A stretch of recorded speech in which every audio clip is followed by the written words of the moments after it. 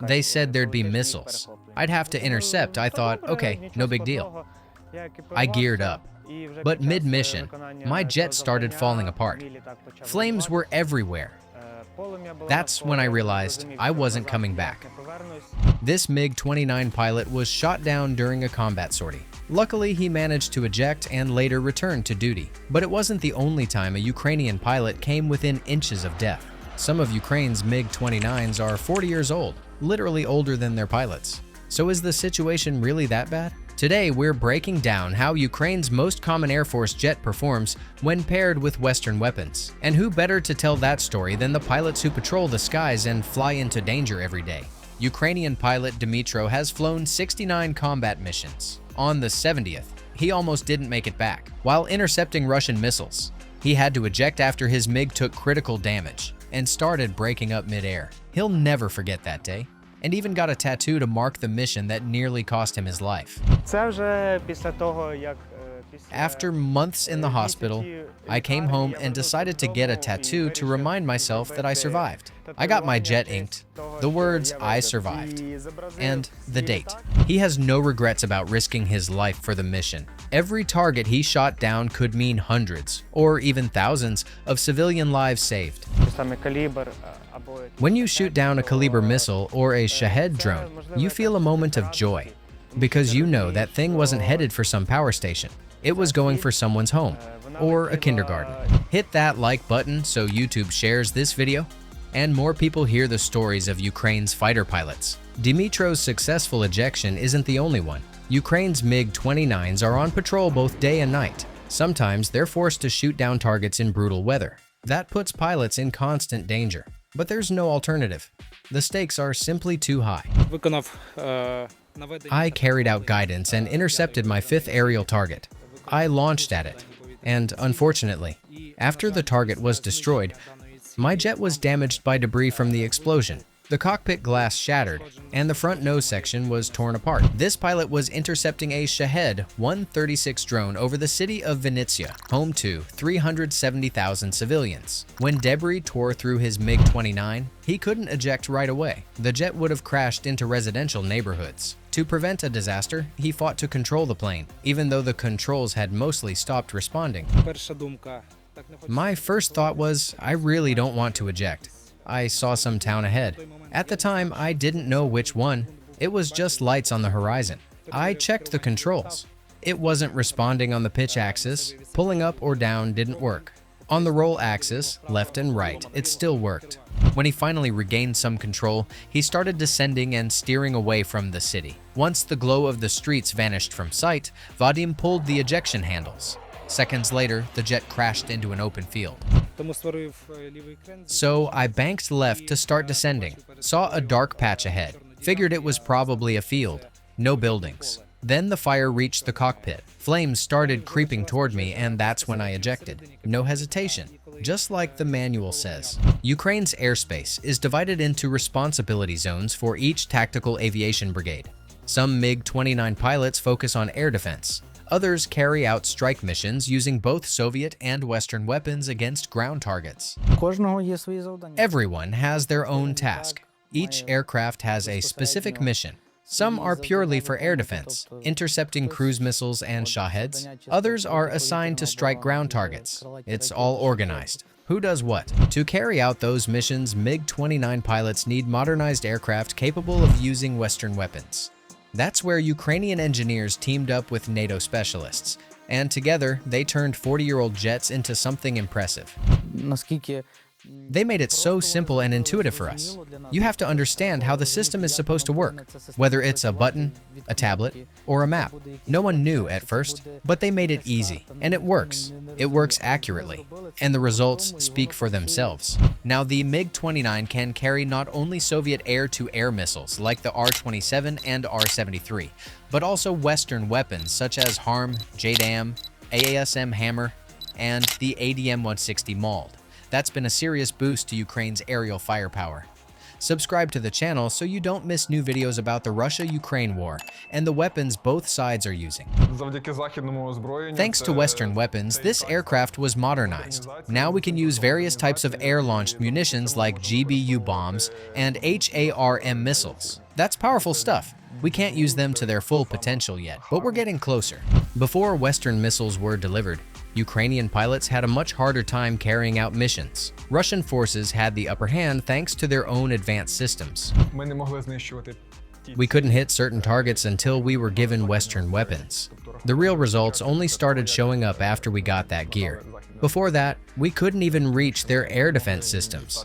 I'm speaking specifically about the MiG-29 here, but after that, those numbers were great to hear. You come back from a mission, and they send you a video showing you took out an enemy air defense launcher. The riskiest part was entering a dogfight. From the start, the odds were stacked against Ukrainian pilots. If a newer Russian fighter locked onto a Ukrainian jet, the crew was in deep trouble. Sure, taking stuff out is the best part. Cover missions are a bit boring. The plane's pretty outdated. We just can't go head-to-head with enemy aircraft. We don't have the range or power in our missiles to beat them, and the targeting system is ancient. Luckily, Western weapons changed the game on the battlefield, and Russian air defenses did not like the surprise. After I launched the missiles, we returned to base. The mission was complete. The next day, we got confirmation. We'd destroyed a Buk M3 and an S-400. Here's how another pilot remembers a mission to take out Russian air defense. After identifying the target, his squad was given the coordinates. He geared up fast, but the weather was terrible. We had to fly a mission to destroy enemy air defense. It was part of a joint operation. There was supposed to be an assault in that area. We were told to prep the sortie ahead of time, but the weather took a nasty turn, and it was at night. Navigation could fail. Systems might go down. You still have to orient yourself and complete the mission. He decided to go for it anyway, and it turned into one of the scariest days of his life. The constant fear of getting lost or having his gear fail weighed heavily, but he pushed through, and it paid off. I was already in my harness, all geared up, ready to jump into the jet. I said, "Let's do this. There's no turning back now." And everything went well. We did it. The mission was a success. But for me, it was terrifying. The weather was absolutely brutal. Another big win for Ukrainian pilots came with the introduction of the AGM-88 HARM missiles. This pilot, callsign Smereka, was the first to fire one during Ukraine's counteroffensive in the Kharkiv region. At the time, he had no idea how the mission would end. He hadn't even had the chance to test the weapon in a low-stress environment. Our partners told us, "This is how you'll use it. No test flights like before. No firing ranges to try it out and see if it works. Just real combat conditions." When he took off and reached the launch zone, he held his breath. Until that moment, he had never used American weapons on a Soviet jet. Here's how that combat mission ended.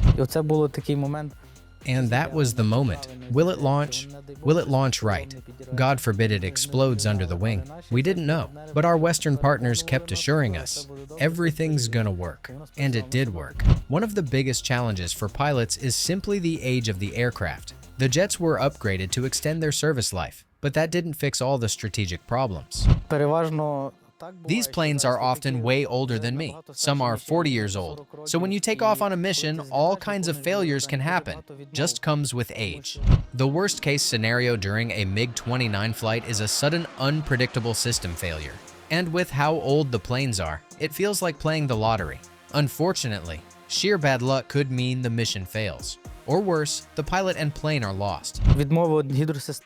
Let's say the hydraulics fail. You can't finish the mission. You've got to return. The tech crew checks it out, finds the issue, and fixes it fast. These people are trained pros. They know the problem. Within hours, the hose is replaced. To keep the entire MiG-29 fleet flying, a massive team works around the clock at every airbase. They not only handle repairs and inspections on the ground, but also guide pilots via comms during missions.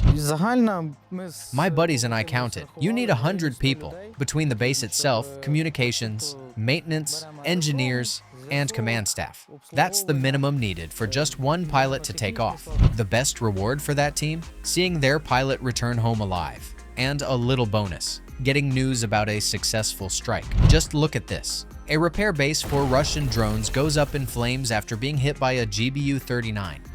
In this footage, a Ukrainian MiG-29 team wipes out a Russian command post. Two AASM-250 hammer bombs take out enemy drone operators. Even an FSB officer hub in Russia's Belgorod region wasn't safe. Those guys got a fiery hello from the hammer. And a Russian company command post also got to experience just how accurate Western weapons really are. All of this was made possible thanks to the upgraded MiG-29s Ukraine inherited from the Soviet Union. NATO weapons and additional aircraft from Slovakia and Poland also played a big part. Speaking of Polish jets, there's a neat detail on them. Artwork of pilots from the legendary 303 squadron that fought in the Battle of Britain as part of the Royal Air Force in World War II.